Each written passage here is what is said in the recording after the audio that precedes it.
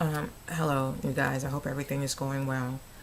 I wanted to speak to and answer quickly why I maintained a friendship with Kevin for as long as I did. I know a lot of people are probably wondering, like, well, why would you? He's obviously a jerk. Why didn't you walk away, or why didn't you know to walk away? And I thought it would be a good idea to explain the dynamics when you are in like narcissistic relationships, the type of how complicated it is, because the amount of psychological abuse that you go through or put through, really, at the hands of these people, it really just damages you, and it damages your decision making, and it damages what you view as normal in relationships. So with Kevin, I will definitely say that the pattern was familiar to me. My mother is a malignant narcissist. My brother is also a narcissist where he's very abusive and disrespectful towards me. And pretty interesting. My mother and my brother, that relationship definitely mirrors Kevin and his mother, which is something, kind of crazy. And I kind of just didn't even really realize it until now, which is the funny part. But yeah, so it's familiar. Being disrespected, having people spaz out whenever you don't give them what they want. You don't say what they want you to say, so you're punished for it. You don't do what they want you to do, so they attack you. And they're very aggressive about it, and it's so minor and small, like, but this is how fragile their ego is. So even when you weren't even meaning anything or whatever, and they just become very aggressive, you know. I even had a couple of times before this whole stalking debacle happened. I had been thinking to myself, I'm like, I need to cut him off. I'm not feeling him. I don't like the little spoiled brat attitude. He'd act like Josh said this too, and I think it's very perfect to describe his attitude, like a 13-year-old girl. That's what he acts like, 13, 14-year-old girl. And I didn't. But I now see it was because it was familiar. It was very familiar, you know. And also too, with me, I cut off my family, but you have to go and get therapy after. You have to learn to kind of, like, I call it more of like a clean your spirit, clean your mind, your body, your soul, all of that, because you'll keep attracting the same spirit in with just a different face. And that's pretty much what I did in this situation. Um, Also too, there is a lot of abuse that goes on with narcissistic relationships. So me just growing up in that, and just at my core years from birth until now, you being abused like that, it's very damaging. It's just so damaging. I know I keep saying that, but it is. It really is. And so, with all the damage, your self-esteem definitely takes a hit. So I, a lot of the times, felt like I didn't deserve any better, felt like I wasn't even good enough, felt like I wasn't worth anything. And that's why I would allow myself to be treated in such a nasty way. And to be honest with you, I thought it was normal. I thought backstabbing, betrayal, coercion, force, and just being violent. And when I say violent, I don't necessarily mean like punching someone or kicking someone. You can be, in addition to physically, you can be mentally, emotionally, verbally, psychologically violent, because this to me is very what Kevin is doing here with me is very psychologically violent. So that's a lot of it to me. That's the biggest chunk of it, was just having this conduct be so familiar to me.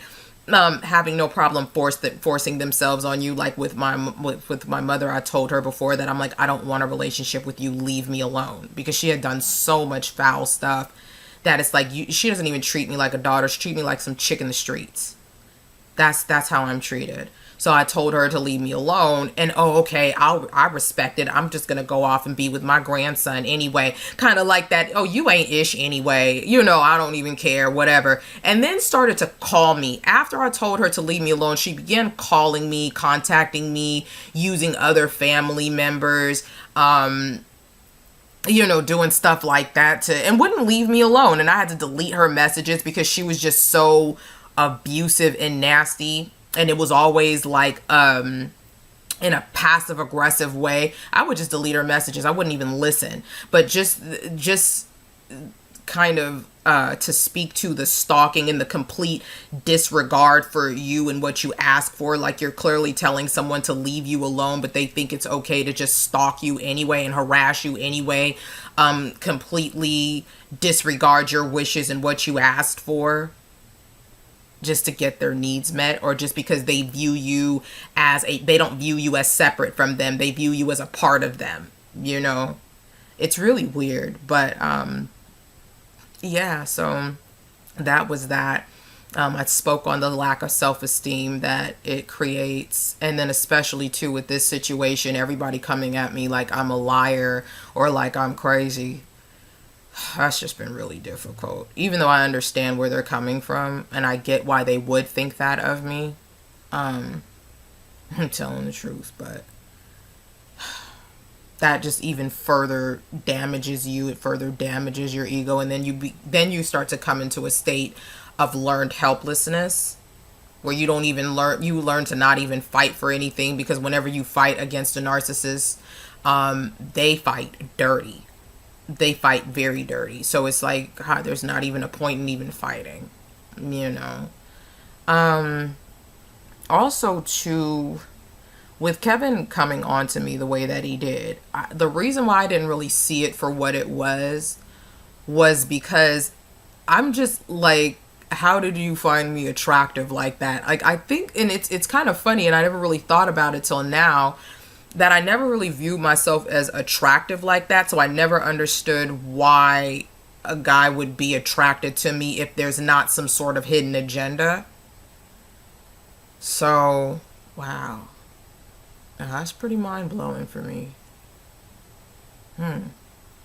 That's why when Kevin was hitting on me, it wasn't really registering to me, because I'm like, you're not really attracted to me. You're just trying to it's just a charade, to cover up the fact that you like men, that you're gay. Because at the time I thought he was full-blown gay.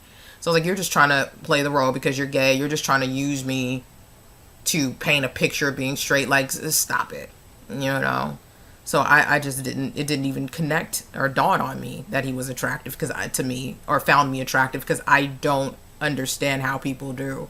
And again, this comes from the abuse and the damage done by growing up in a dysfunctional narcissist house. So, and I think I did say how, Kevin and his mother are very similar to my brother and my mother. That relationship, it is like spot on. Teaming up to damage an innocent female.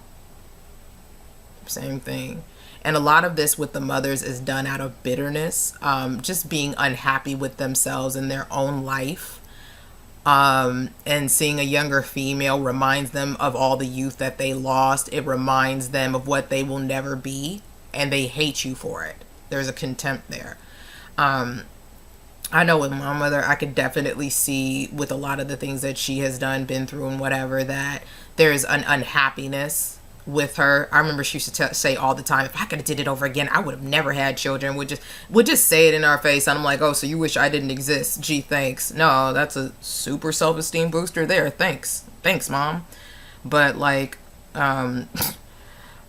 with her, she told Josh all the business, and of course Josh told me, where he was saying that the mother was cheated on by the husband. They're still married to this day, so this kind of speaks to with women who have low self-esteem, that they do anything to have and will tolerate whatever just to say that they're married. But you know, he used to cheat on her constantly throughout the marriage. I think that he even said that she told him that they sleep in separate rooms, like it's a completely loveless marriage. So that kind of misery and unhappiness, and then you see another female who is younger than you, who has everything ahead of her that you've now lost or you no longer have, so you feel a way about that. So that gets the jealousy, the angst and the anger coming up.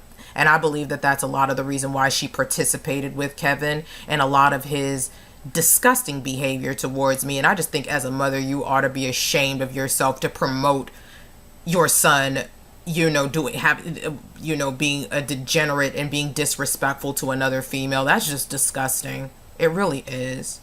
So I hope that was helpful to people on why people may stay with in relationships with narcissistic people for a long time. You have to understand that there's, in my case, there was conditioning from birth.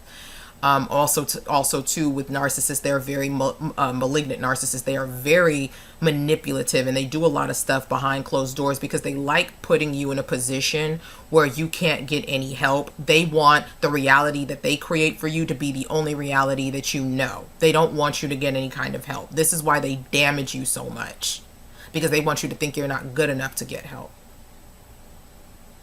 So yeah, it's a lot of mind effery that goes on. And you have to understand you're dealing with someone who's been having their brain fried and scrambled for a long period of time. So, hope that helps. Thanks.